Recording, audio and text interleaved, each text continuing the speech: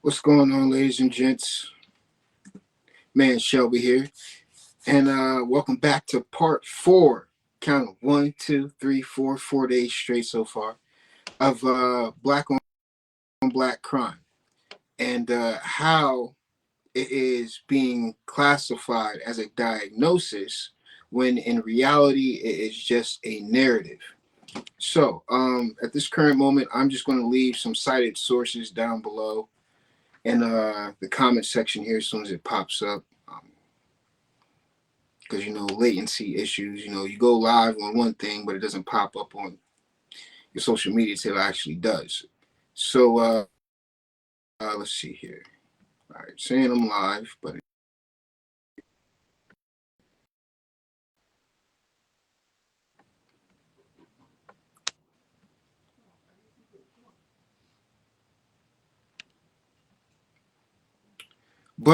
so as I'm here in part four, we're going to be speaking about who benefits, who's paying, and why the narrative will fight to survive. So what we're doing here is we're going to go from language warfare to material consequences. Now, we get to the part most discussions never touch. This is where interests get named. So if in reality, we all know that if a narrative sticks around for decades, despite all the overwhelming evidence against it, right? That literally tells you one thing and one thing only, that it is absolutely profitable, and not just financially, but politically, psychologically, and structurally. So in this part four of this little series I'm doing is going to be about beneficiaries. This is going to be about cost and why dismantling this rhetoric will end up triggering resistance that feels irrational until you see the balance sheets. So when we talk about the beneficiaries, we're talking about who actually wins when the frame stays broken.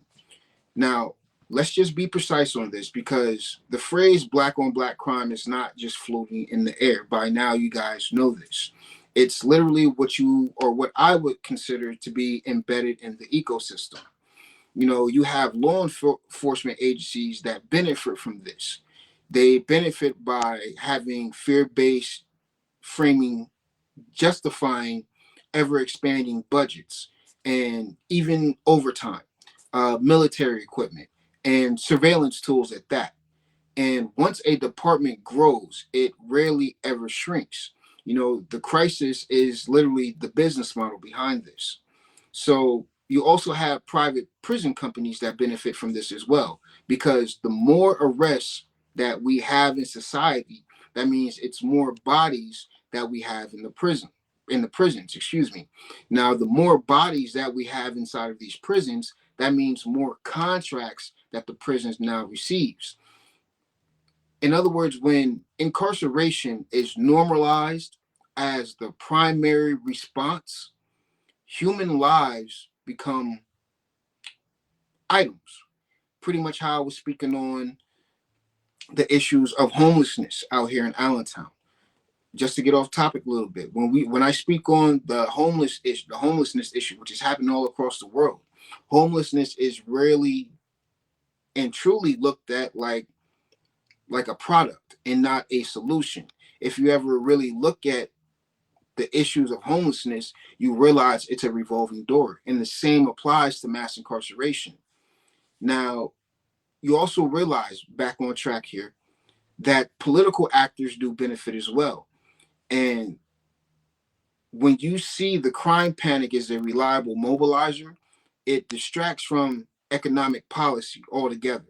That's healthcare failures, housing shortages, labor issues, and voters end up arguing about morality, but they're not auditing the legislation behind it. Now, not only that, you also have the media that benefits from this as well, and they benefit by the fear, and fear keeps people watching. Nuances don't do that whatsoever. That's what you would consider structural explanations being considered slow. And crime footage, if you ever look at crime and look at the statistics, the crime footage is just very, very rapid. It's very fast. And the algorithms, if you look at how everything is being portrayed in social media, the algorithms reward the outrage and not the understanding. So when you take a step back, none of this actually requires a conspiratorial or conspiracy meeting. Uh, the incentives align from this, and behavior then follows all those incentives. It's kind of like what I was saying earlier in my last video. Follow the money, because if you follow the money, you'll see what's going where, who's getting what, and what's being left behind in the dust. Now, if we flip the ledger, the cost is actually who's actually paying all of this. And Black communities pay, like I was saying in my previous videos, through over policing and under protection. So this is more or less like a heavy presence that doesn't equal safety. It often means escalation of problems, mistrust in police enforcement, law enforcement, and criminalization of normal life. Again, this can go back to the homeless issue. They are now criminalizing being homeless when in reality it's everyday life. How can I put this? A lot of people know, if you've been following the news, that the executive branch of the government have been putting out these policies that enforce the homeless, the unsheltered out here, to now be removed. And if they continue to be seen while unsheltered, they are going to be forced into a prison system.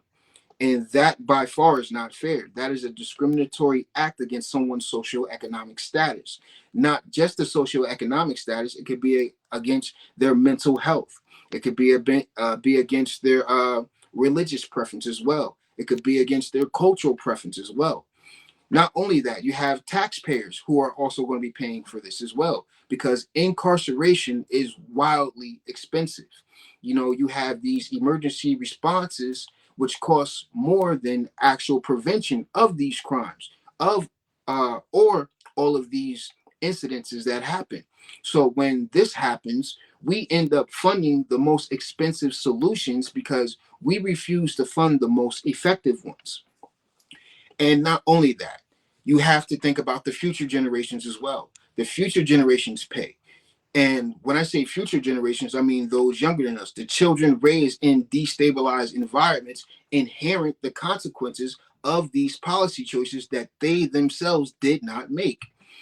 Um, and that trauma in itself, it compounds, and the opportunity shrinks as well. You see this every day in every single instances that you can think of. And not only that, democracy pays. The things that we've built ourselves pays itself. Will end up paying for this. So when language is weaponized, public debate becomes nothing but a performance. It literally becomes a fucking performance. They're not doing it for the sake of humanity. They're doing it for the sake of, hey, I'm here, I'm doing this, and I look good doing this. Give me all the accolades. Forget the accolades, in my own personal opinion. And when this happens, people argue symptoms while systems continue to run unchecked. And this is not what you would consider collateral damage. This is the bill or the invoice coming to you that's due. So now that all this is out the way, let's get into why reform actually gets framed as weakness when in reality it's a strength. You know, every time someone proposes structural investment of some kind, the same counter tends to show up. Oh, you're making excuses. You're soft on crime. You don't care about the victims. This is what you would consider rhetorical martial arts or jujitsu of some kind. It just puts you in a chokehold.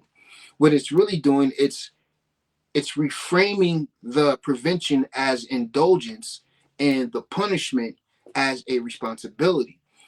But in reality, that reversal truly is powerful because it plays on fear and not morale identity. but the data tells a different story. If you look at communities with stability have less violence. And these communities, you won't see these in the inner cities. You see these on the outskirts of the inner cities. These communities have opportunity. These communities with opportunity have longer time horizons. And not only that, communities with trust cooperate more with accountability. And calling that weakness is not what you consider a serious analysis. It's not by far. It's what you would call a narrative enforcement, for lack of better terms. And the role of race without the theatrics is something you have to address, because this is what you would consider the uncomfortable middle ground between this. Race matters here. A lot of people say, oh, race doesn't matter. Yes, it does. And it matters in a way that you would not think the way the phrase implies. Because race determines exposure to certain policies. Race predicts neighborhood conditions as well. And race influences how behavior is interpreted and punished. So you realize race doesn't determine the propensity of violence. And pretending race is irrelevant, all that really does is it ignores the reality. Pretending race is something casual really ignores the science behind all of it. And both positions, when you look at it, are truly lazy. Serious analysis sits on tension. It's embedded in that tension. And the internal accountability still matters, because this is where the nuance earns its keep. Because if you sit back and you're just rejecting the phrase black on black crime, it doesn't necessarily mean ignoring harm within communities. That's a false choice pushed by bad actors, for lack of a better term. And accountability without the context really becomes cruelty. And context without accountability becomes denial. So these communities can't confront violence while still demanding systemic change. It's impossible. In fact, doing both simultaneously at the same exact time is the strongest position, if you ask me. And anything less is either self-destruction or surrender. And that's where the illusion of neutrality comes in at. Some people insist that they're just stating the facts. They're not. They're not in any kind of way, because there is no neutral way to choose which fact gets repeated and which gets framed and which one just simply gets ignored. It doesn't make any sense to. Choosing to say black on black crime instead of neighborhood violence driven by segregation and poverty is a decision, not by accident. The language here, here is policy dress code. It signals what kind of response is really and truly acceptable. And that's why the narrative resists replacement.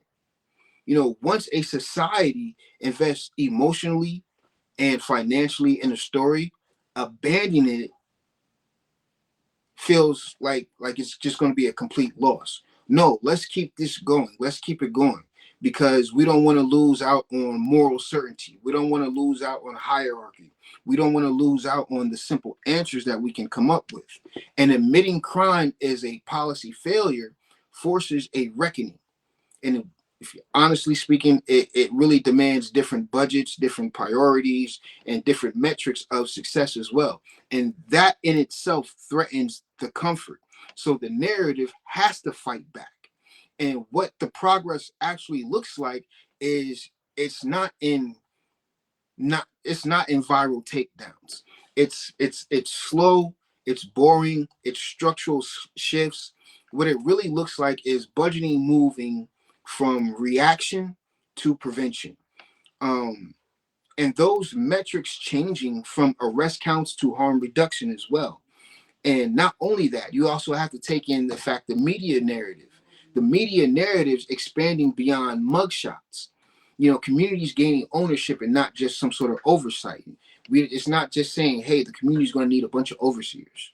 Not by far. And this does not happen because everyone tends to agree. It happens because the old frame becomes indefensible. It's impossible to defend it. And that strategic posture going forward needs to be the goal, that is not to convince every critic. The goal should be to change what sounds intelligent in a public space. So when, again, black on black crime starts sounding outdated, unserious, and analytically weak, it loses its power. And that is how that language dies. Not by being shut, but by being replaced instead. And the narratives shape the policy. Just going into the long view here now. The narrative shape the policy, and policy shapes the conditions, and conditions shape the behavior. Now, if you tend to reverse the story, the outcomes follow. So, no, this is not about feelings, it's about systems. And systems respond to pressure applied in the right place with the right framing over time. And that's where the real work needs to be done. And once you see it, you cannot unsee it. That's going to be the end of this live. If you guys have any comments or questions, feel free to leave them down below. I'm also going to leave some cited resources down below as well. With that being said, ladies and gentlemen, that's going to be the end of this live. I thank you for watching. I really do appreciate you guys joining the live and taking this time out of your day to learn a little something about the language and how policies are shaped and what's going on in different cultures and other marginalized communities as well. But with that being said, ladies and gentlemen, deuces. This your man Shelby. I'm out, and y'all be easy.